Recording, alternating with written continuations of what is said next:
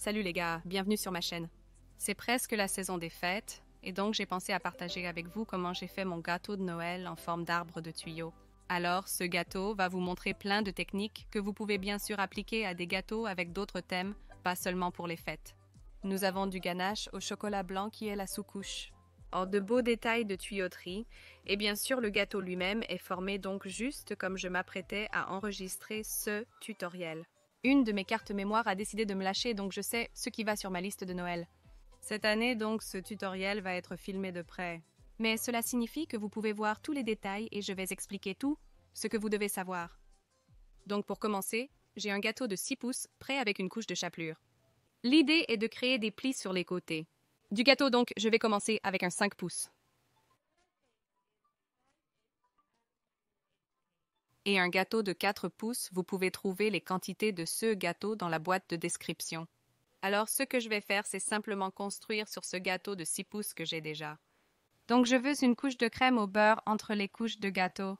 Donc je continue avec un peu de ma crème au beurre de meringue suisse, mais je ne vais pas la mettre jusqu'au bord car c'est seulement un gâteau de 5 pouces qui va dessus.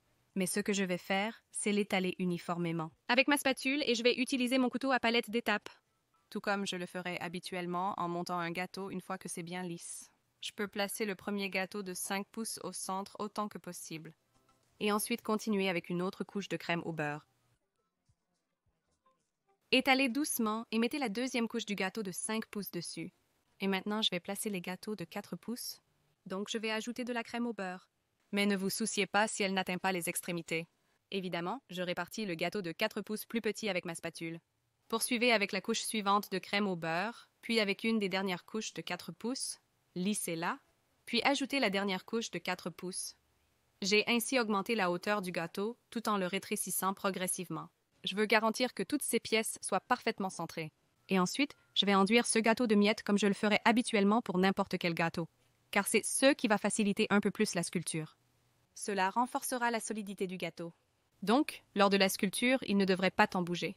J'applique davantage de crème au beurre, notamment autour des bords et du dessus, et je vais commencer à étaler tout cela autour avec ma spatule. Donc, en descendant les côtés du gâteau et en comblant les espaces, surtout là où les différentes couches de gâteau de taille différentes se rencontrent. Donc, une fine couche comme pour un enrobage à miettes habituel. Et ensuite, je vais même faire le tour avec ma spatule, juste pour racler l'excès de crème au beurre. S'il y a trop de crème au beurre à ce stade, cela va affecter ma sculpture. Je vais simplement sculpter dans la crème au beurre. Assurez-vous que toutes les couches sont plutôt que du gâteau. Nettoyez les coins supérieurs et mettez cela au congélateur pour environ 20 minutes. La sculpture sur gâteau est plus facile quand il est froid. S'il manque de place dans le congélateur, le réfrigérateur suffit jusqu'à ce que la crème au beurre durcisse. Le gâteau et la crème au beurre sont maintenant bien fermes, me permettant de commencer la sculpture. Ah, donc comme je l'ai dit, je veux aller dans une sorte de forme de cône pour mon arbre de Noël. Donc en commençant par les coins supérieurs de cette couche supérieure, j'ai un petit couteau tranchant et je le fais progressivement. En coupant petit à petit, je ne veux pas aller directement en coupant cette longue forme de cône. Parce que je peux me tromper, donc je préfère le couper progressivement et construire la forme parce que je sais que la partie très supérieure va être beaucoup plus étroite. Je peux désormais tailler les côtés de la forme pour plus de diagonale. Et ensuite, cela se poursuit là où se trouve le gâteau de 5 pouces, donc en coupant progressivement vers le bas en diagonale. Et j'ai effectivement changé de couteau ici, parce que le gâteau de 6 pouces était plus ferme, ayant été réfrigéré plus longtemps, ce qui m'a aidé à obtenir des lignes plus nettes, notamment pour le gâteau de 6 pouces. Je ne m'inquiète pas de la perfection de la forme, cela peut prendre du temps, parce que j'appliquerai une autre couche de crème au beurre et ensuite évidemment toutes les décorations sur le dessus. Donc je peux corriger la forme avec la crème au beurre. Une fois que j'obtiens une forme de cône, je la fixe avec de la crème au beurre. Je vais ensuite faire cette seconde couche de miettes car j'ai exposé une partie du gâteau. Encore une fois, j'applique une autre fine couche de crème au beurre tout autour des côtés. Du gâteau tout en haut en utilisant ma spatule et ma raclette parce que même si ce gâteau est formé, il a toujours des bords droits. Donc je rends cette crème au beurre lisse. Et je construis cette forme de cône maintenant. Vous avez évidemment remarqué que je n'ai pas de pointe en haut de ce gâteau. Il est assez difficile d'obtenir un point parfait juste en utilisant du gâteau, alors je vous montrerai comment je fais ça plus tard. Donc je garde le tout haut du gâteau plat. Et en veillant à ce que les côtés soient jolis. et garni de crème au beurre.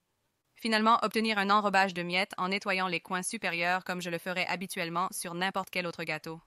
Et encore, placez-le au frigo ou congélateur si vous avez de l'espace.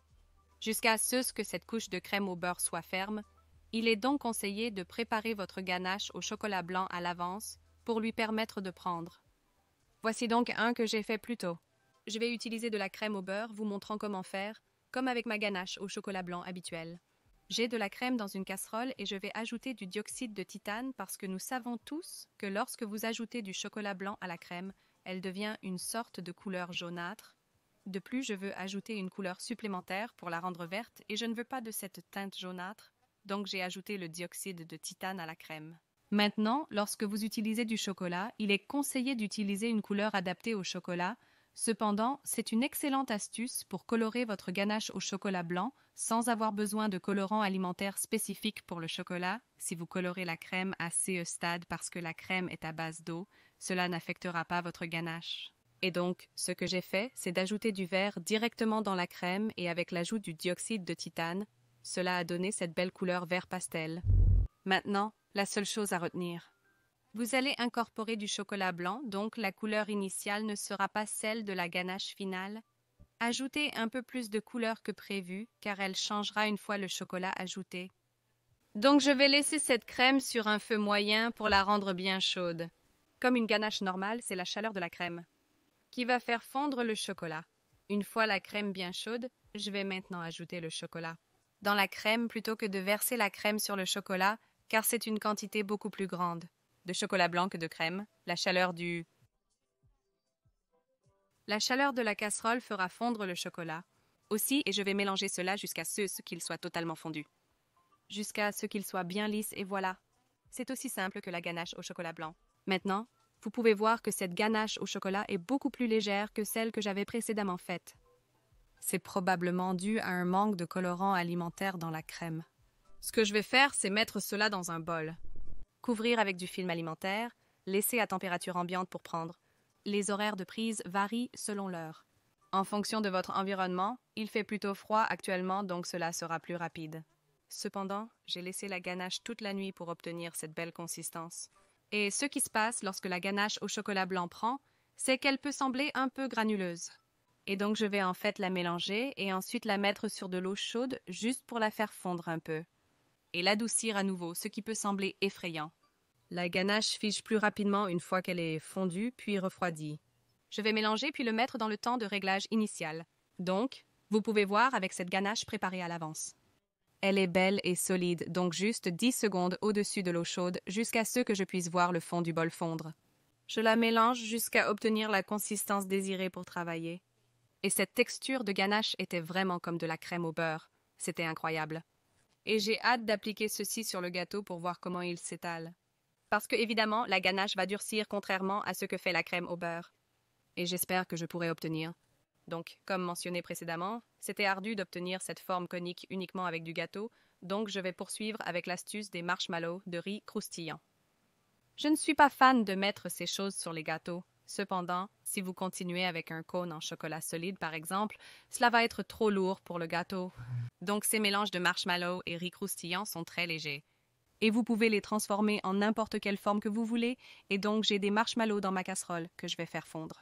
Vous pouvez le faire au micro-ondes, ce qui est beaucoup plus facile, et une fois qu'ils sont fondus, je peux ajouter mes Rice Krispies. Vous pouvez voir que j'utilise des guimauves colorés, c'est ce que j'avais.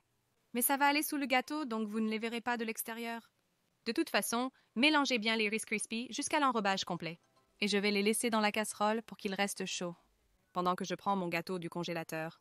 Donc je vais évider tous les Rice Krispies à la guimauve et je vais les placer directement sur le dessus du gâteau et les modeler plutôt que de les modeler avant. Parce que je veux m'assurer que c'est la bonne taille pour le gâteau. C'est aussi beaucoup plus facile si vous avez un bol d'eau et que vous vous lavez les mains et les humidifiez un peu avant de faire cela car cela peut devenir un peu collant. Donc je tasse bien les Rice Krispies et je forme progressivement une forme de cône en haut et cela colle naturellement à la crème au beurre parce qu'ils sont collants et une fois que je suis satisfaite de la forme, je vais commencer à appliquer le ganache à l'extérieur. Maintenant, la bonne chose avec le ganache est que vous pouvez constamment le placer sur une casserole d'eau chaude pour le détendre avant de le mettre sur le gâteau. Je veux lui donner un bon mélange. et ensuite aller sur ma spatule et commencer à appliquer comme je le ferais pour n'importe quel autre gâteau.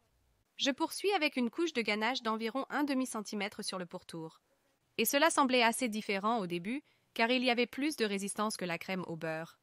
Mais je peux déjà dire à quel point il s'appliquait facilement sur le gâteau. J'étais également consciente qu'il se fixait rapidement sur le gâteau. Parce que le gâteau était froid, donc j'ai dû travailler rapidement.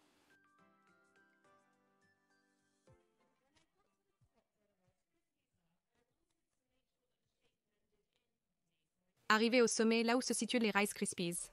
Je voulais m'assurer que la forme se fondait correctement. J'ai ensuite ajouté une couche de ganache un peu plus épaisse en haut.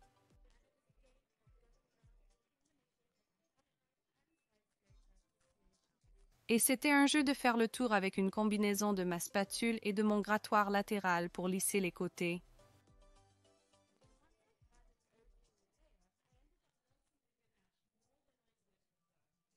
Une fois que j'avais une couche générale, j'ai fini par faire fondre la ganache plus que je ne l'aurais fait, et j'ai obtenu une consistance assez lâche, parce que c'est ce qui va ajouter cette finition très lisse à la ganache.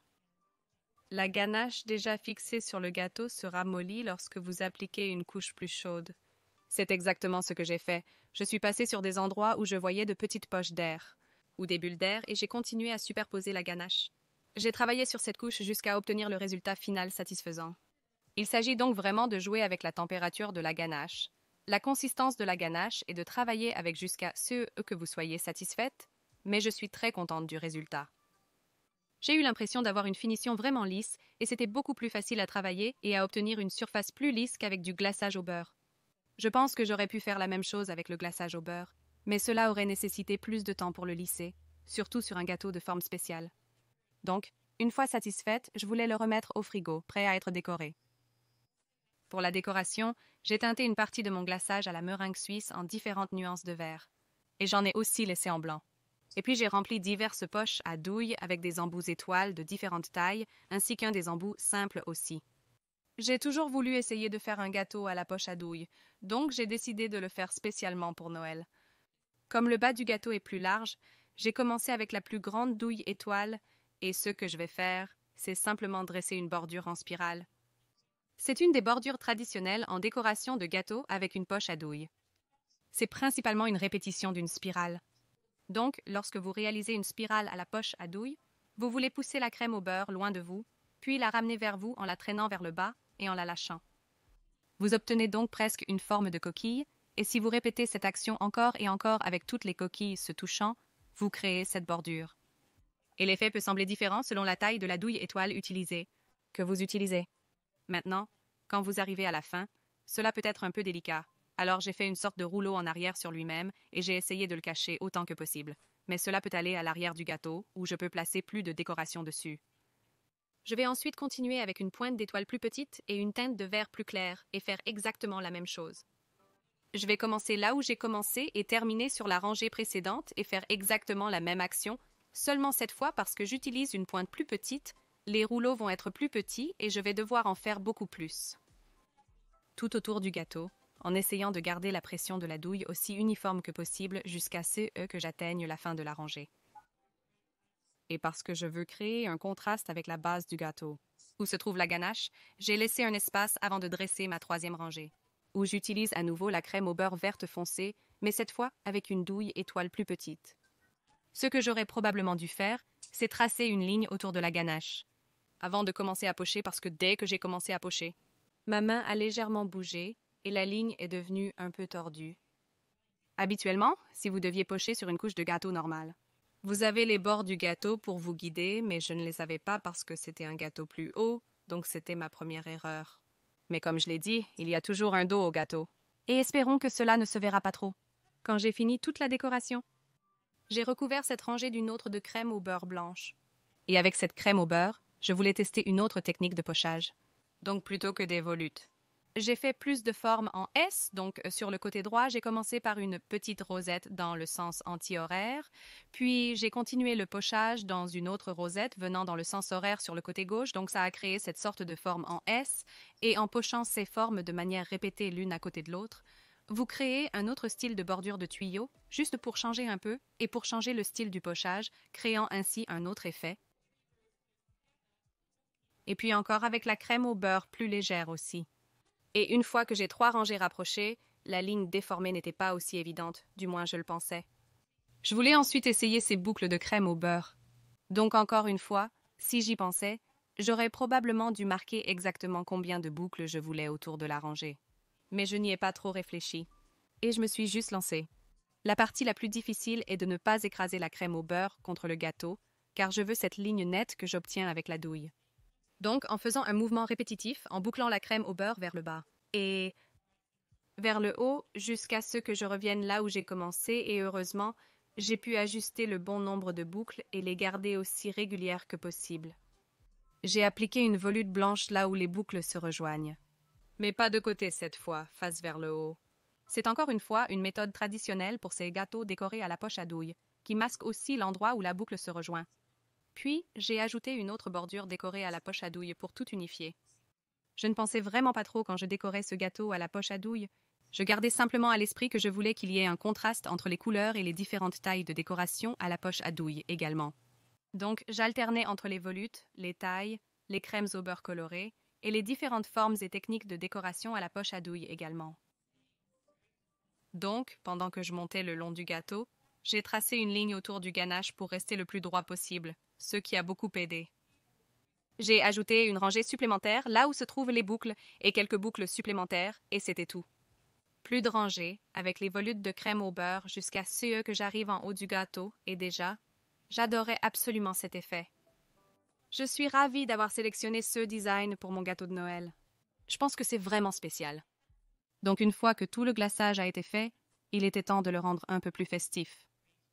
J'avais donc des boules de chocolat pastel de différentes tailles pour décorer mon sapin de Noël. J'ai donc placé les boules plus grandes et plus petites tout autour du gâteau, les plaçant stratégiquement si je devais cacher des joints dans le glaçage et les gardant sur les mêmes rangées pour qu'il y ait une certaine continuité. Et bien sûr, qu'est-ce qu'un sapin de Noël sans une étoile au sommet? J'ai donc triché ici et j'ai fait cette étoile en pâte à sucre, ce qui est une grande chose car je ne travaille pas habituellement avec de la pâte à sucre, mais c'était certainement l'option la plus facile. Et voilà, mon gâteau en forme de sapin de Noël est terminé. J'espère que ce tutoriel vous a plu. Donnez votre avis dans les commentaires ci-dessous. Si vous avez apprécié cette vidéo, consultez mes autres vidéos pour plus de recettes et designs. Passez un merveilleux Noël et une bonne année, et nous vous verrons très bientôt pour d'autres tutoriels passionnants à venir.